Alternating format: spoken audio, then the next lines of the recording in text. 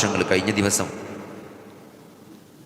Christmas അപ്പൂപ്പൻ്റെ മുഖമൂടിയൊക്കെ ഇട്ടിട്ട് ആ ഡ്രസ്സിട്ടിട്ട് മാപ്പിളപ്പാട്ട് പാടി ആഘോഷിക്കുന്ന മുസ്ലിം കുട്ടികൾ നിങ്ങൾ ആലോചിക്കി.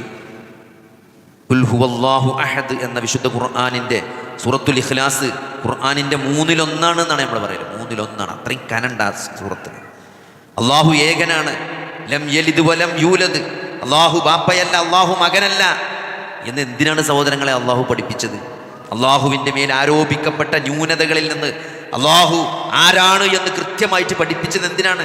അള്ളാഹു പിതാവാണ്, യഹോവ പിതാവാണ്, പിതാവായ ദൈവം എന്നിവിടെ ആളുകൾ പറഞ്ഞുകൊണ്ടിരിക്കുന്നത് കൊണ്ടാണ് അള്ളാഹു ജനിച്ചിട്ടില്ല, അവൻ ജനിപ്പിച്ചിട്ടില്ല, ലം യലിദ് അവൻ ബാപ്പയല്ല, വലം യൂലദ് അവൻ മകനല്ല എന്ന്.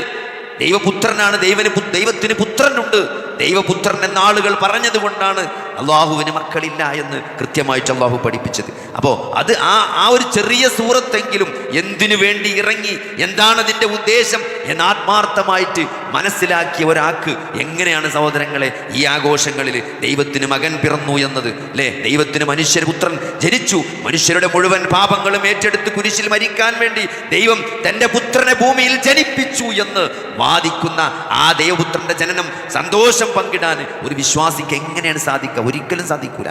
അത്രയും ഗൗരവമുള്ള വിഷയമാണ്. എന്നിട്ട് നിങ്ങൾ ആലോചിച്ച് നോക്കി, നമ്മളെ നാടും നമ്മളെ മക്കളൊക്കെ എങ്ങോട്ടാണ് പോയിക്കൊണ്ടിരിക്കുന്നത്? അതൊക്കെ തെറ്റാണോ എന്നാണ്. നമുക്ക് അങ്ങനെ ഒരു വിശ്വാസമല്ലല്ലോ. നമുക്കിപ്പോൾ അള്ളാഹു മകനാണെന്നോ അള്ളാഹു പിതാവാണെന്നോ നമ്മൾ വിശ്വസിക്കുന്നില്ല. അവരെന്തെങ്കിലും വിശ്വസിച്ചോട്ടെ, അതിനിപ്പോൾ എന്താ പ്രശ്നം?